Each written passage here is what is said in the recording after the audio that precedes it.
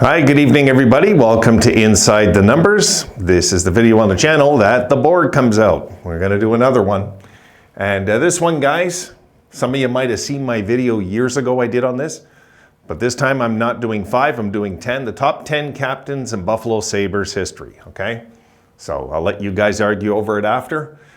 Shout out goes to Michael Andrew. And Michael, if you're wondering why you're getting the shout out, I'll show you the clip at the end of the video because I don't want to talk about it now. It's not, it's not the right time. I'll show it at the end of the video. So we will go over, guys. We'll go from number 10 and up. And we'll just discuss it as we go along. So number 10 on this list. And this might surprise some of you guys. This might surprise you.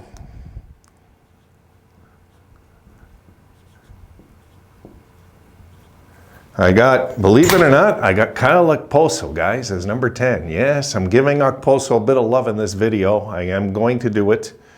I think he stepped into a situation that wasn't good when Jack Eichel left, guys, and he managed to keep that locker room together when we could have been at the worst point in our history. Could have been. And instead, we flipped the script on the league and became a good young hockey team that everybody seems to like now. So, Kyle Okposo, guys, gets the nod at number 10. And yes, I've looked at it as clear as I can when I made this list. Number 9.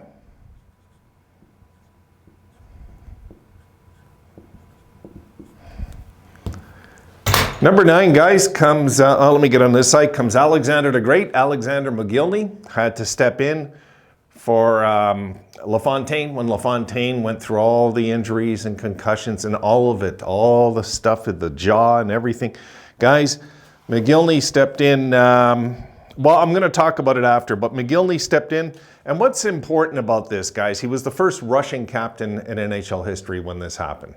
Really the first European captain in NHL history, but he was the first Russian captain in NHL history. And the Sabres went against the grain and put Mogilny as captain. And you know what, folks? It worked out really fine, in my opinion. It worked out really good. We'll always remember Mogilny as one of the leaders on our team.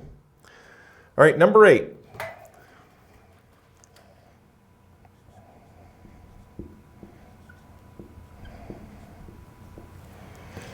All right, number 8, guys, is Stu Barnes. I got Stu Barnes as our number 8. I found that Stu Barnes did a really good job when Mike Peca, the whole Mike Peca fiasco happened with ownership and everything, and that was it. Mike Peca left as a Sabre and never came back. And I thought he stepped in really nicely as our captain back then. And even scored that, you know, of course, that big goal we remember in the finals. And I thought he did a really good job. We're going to talk about all these guys after. I want to keep the list going. And number 7,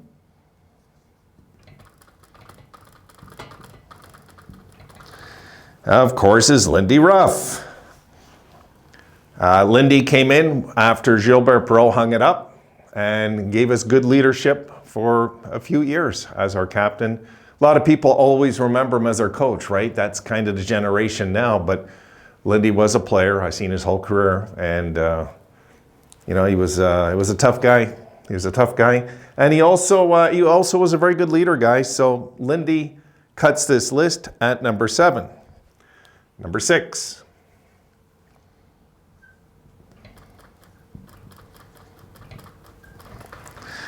Danny Gare, who was part of our 70s squad, of course. Came in at a time when we needed leadership, and he was actually our captain. Well, we'll talk about that after. I don't want to give anything away, but he was our captain before Perreault, you know. And Danny Gare came in. He was our captain in 1979-80 when he scored 56 goals. It was Charlie Simmer, and who was the other guy? Damn, I always forget. Charlie Simmer. And maybe I'll remember by the end of the video. Danny Gare, Charlie Simmer, and somebody else, Blaine Stoughton, all had 56 goals in 1980. The Sabres went to the Final Four the first year under Scotty Bowman. Gare was our captain and led us fine. He did. He led us fine in a season where we broke up the French connection. And, you know, we needed, I guess, some leadership, and he provided that. He was a small guy, but a good, tough guy, good player. One of the best Sabres in our history, really. All right, number 5.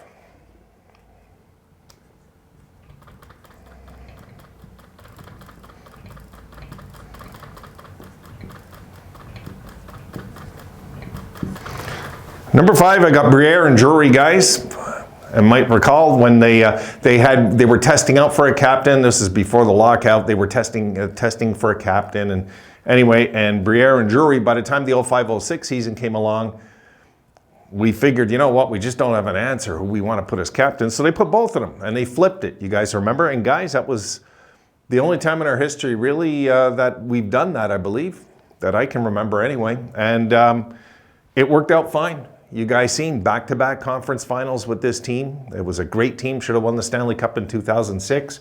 And Briere and Drury led the team great for those 2 seasons, flipping the captaincy. So they got to be recognized. They do. I know it was only a few years, but we had 2 deep playoff runs with them as the captains, flipping that captain script night after night. So it was, it's proof it can work in the NHL, is my point. All right, number 4.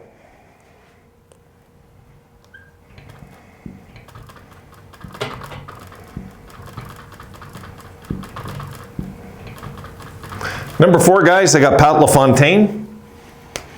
LaFontaine I thought, was a great leader. He wasn't just talented, he was also, you know, as he went, the Sabres went kind of thing, and he showed time and time again he could come back and play hurt or whatever it was. And LaFontaine, of course, is always going to be a fan favorite. It's sad that his time in Buffalo wasn't longer, because the time that he was there as a Sabre, my goodness, that was special time. It just was. And it's just sad that we didn't have more playoff success with LaFontaine as captain, because that could have been a Stanley Cup team. I thought we were close back then. You know, I wish we would have in '93 had Hasek and nets, but we went with Fuhr, and it is what it is. But this guy was, when we traded Turgeon, I remember we got LaFontaine in that deal. My first reaction was like, wow, okay, that's a good trade. Like I was taken back when we traded Turgeon, and I was like, but you know, when we got LaFontaine from the Islanders, okay, good player, one hell of a player. One of the all-time greats to wear the Sabres logo, as much as his time in Buffalo was shortened by health issues, obviously. And number 3, Mr. Sabres, Gilbert Perreault, comes in at number 3, and he took over the captaincy at a time where the Scotty Bowman rebuild, kind of, right around that time, right? So he came in, we needed leadership, and Perreault, let's face it, he probably should have been captain maybe years before that, because back in the 70s, guys, it usually your heart and soul leader of your team, and that was always Perreault on Buffalo. He wasn't the most meanest, toughest guy, but my goodness, he was gifted. He is far more gifted than his career numbers said. Far more gifted. This guy's numbers don't do him justice, how good he was. Really. I put him right up there with guys like Gretzky and Lemieux. Maybe not the numbers, but when it comes to just excitement to watch and to just love hockey because of players like this, Gilbert Perreault is one of those guys. And he took over the team when a bunch of kids were coming up on the team, and he was in the twilight of his career, the twilight years of his career. And I thought he represented us well. That's why I have a Perreault captain jersey, one of my collection. Okay, number 2.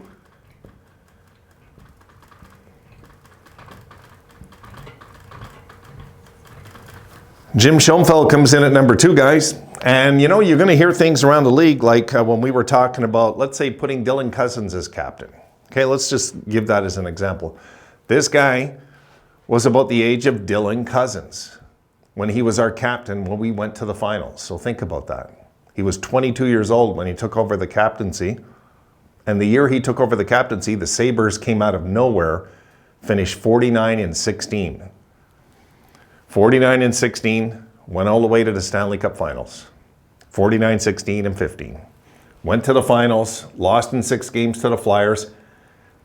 And I'll tell you what, his leadership was a big reason. He was a big, mean defenseman. And maybe not big in today's big, but he really was this opposing guy at a young age.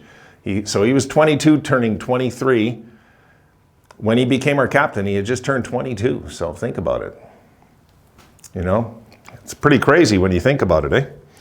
All right, so Schoenfeld, obviously, I have up there because he was a great captain.